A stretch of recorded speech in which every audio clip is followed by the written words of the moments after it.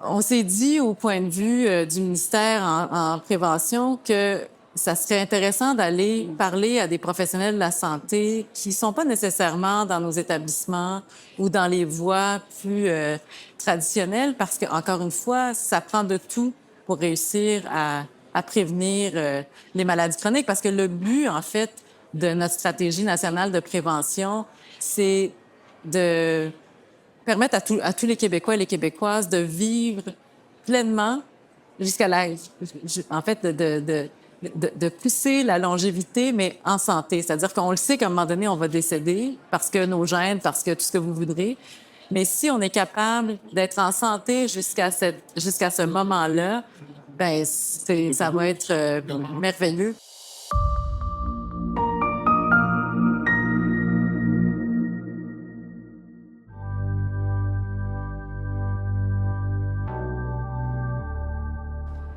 Bonjour Caroline. Bonjour, ça me fait plaisir d'être là. Alors, je suis avec Caroline Coinstein, directeur de la Direction de la santé publique.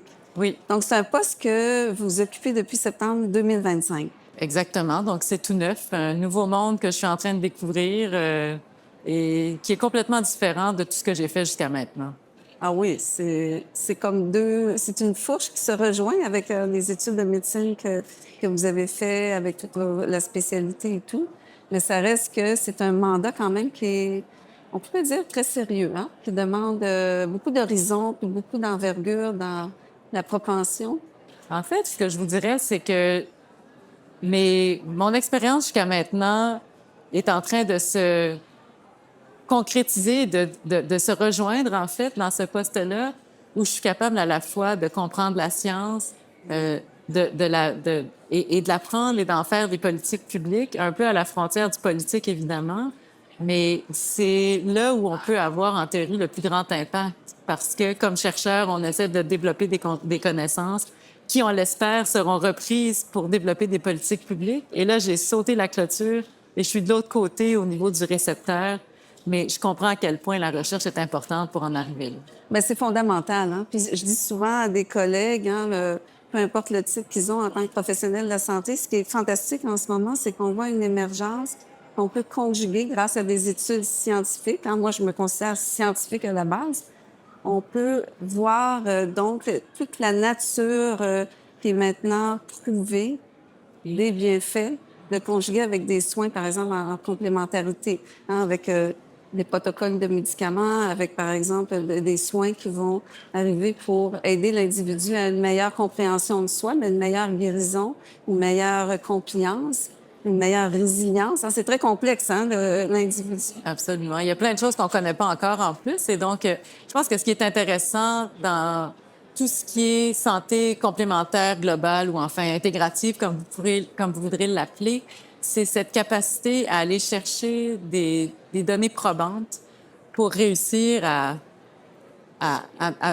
être en meilleure santé. Puis c'est sûr que je le prends, moi, plus du côté prévention, parce que mon rôle de directrice nationale de santé publique est beaucoup du côté de la prévention. Mais je pense que ça prend un village pour élever un enfant, Oui. mais ça prend aussi tout le monde ensemble pour être capable de prévenir les maladies chroniques. Effectivement, cet adage, il va toujours rester.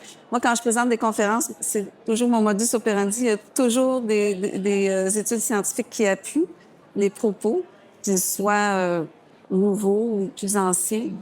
Et pour toi, donc, Caroline, le fait de participer ici, là, d'être au Congrès de la santé intégrative, hein, c'est la 3e édition, quel est ton objectif? Est-ce qu'il y a quelque chose que vous venez observer ou une étude, une observation?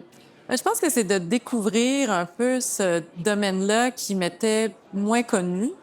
J'ai parlé longuement avec Pierre-Olivier dans une autre à une autre conférence, puis on s'est dit au point de vue du ministère en prévention que jusqu'à ce moment-là, ben ça va être merveilleux. Donc, je pense que ce qui est intéressant, c'est de voir à quel point la diversité des savoirs peut permettre une vie en santé. Donc, c'est ça que je viens voir ici. Je viens voir qui est dans la salle. On m'a dit que c'était des gens qui étaient tous hyper allumés, qui avaient la prévention très à cœur. Donc, C'est ce qu'on vise, en fait. Hein? Moi, je fais beaucoup de voyages à l'étranger dans des colloques, et puis j'observe beaucoup de mouvements, en fait, que souvent au niveau des professionnels de la santé, peu importe leur titre, et aussi auprès de la population qui ont besoin d'écoute.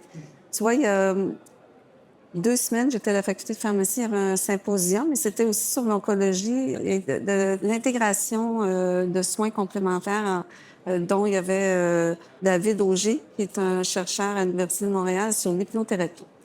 Puis, de plus en plus, on a ce discours de vouloir intégrer des approches pour favoriser le patient à mieux aussi cheminer dans sa maladie. C'est sûr qu'il y a toujours un aspect préventif. Ça reste à la base. Puis, tu l'as bien expliqué, hein, le but de la société, quand on veut être un bon père de famille ou une bonne mère de famille, c'est de dire qu'est-ce qu'on peut faire pour mes citoyens, de leur donner tout ce qu'ils ont besoin pour vivre heureux et en santé. Tu sais, on peut parler des déterminants de l'OMS, des zones bleues où les communautés sont très tricotées serrées. Puis avec Docteur Després, que sûrement tu connais, il me dit, mais oui, en pharmacie, vous pouvez faire tellement de choses. Il y a les hubs. Ça, c'est quelque chose qu'on devrait discuter ensemble, Caroline, parce qu'il y a beaucoup de choses juste avec la pharmacie communautaire, parce que sur l'accessibilité, on est des professionnels de la santé où on voit le plus de monde au quotidien. Puis tout le monde nous parle de tout. Mais non seulement ça, c'est que comme vous êtes partout, vous développez une relation privilégiée avec votre patientèle. Tu sais, moi, je vais toujours à la même pharmacie, puis je parle toujours à mon pharmacien. Mais donc, vous me connaissez, j'ai même pas besoin de dire j'ai besoin de telle affaire, elle sait ce que je viens chercher. Et c'est là où vous avez tellement de potentiel comme pharmacien. Oui, puis c'est de pouvoir conjuguer avec les autres. Tu sais, souvent, les gens nous disent, mais là, j'ai besoin d'un support, des parents aidants. Qu'est-ce qu'on peut faire? Bien, des fois, on va référer à des psychologues, on va référer même à des gens, oui, qui ont pas nécessairement un titre professionnel avec un ordre professionnel, mais c'est la réalité. On a des demandes. Hein? La population, il y a comme un pouls qu'on doit palper, puis qu'on doit être présent, puis on doit accueillir avec nos grandes oreilles d'éléphant, que j'appelle, là. Mais donc, le fait d'être ici, pour toi, Caroline, ça résonne comment? Bien, je viens d'arriver, fait que je vais pas mentir, là. Je suis arrivée il y a pas longtemps, je me suis promenée un peu. Je vais faire ma présentation tout à l'heure sur la stratégie nationale de prévention et j'ai hâte de voir le retour de la salle sur cette présentation-là. C'est là où je vais pouvoir vous dire à quel point on connecte ou on connecte pas. Moi, je pense que ça va, le courant va passer, mais je connais pas encore les participants. Donc, c'est avec une grande humilité et beaucoup de curiosité là, que j'approche cette présentation-là.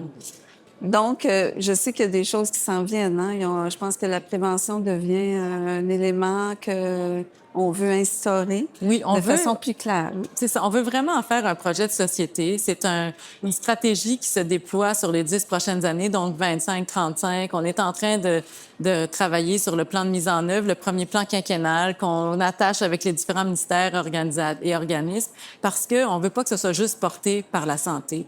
T'sais, si on veut vraiment que la prévention soit une affaire de tous, il faut que ce soit porté par l'environnement, par le MAPAC, par le transport, pour être capable de créer des environnements propices et favorables à la santé, mais s'assurer que ce qu'on met sur la table est de bonne qualité. T'sais, tout ça doit être pris en compte.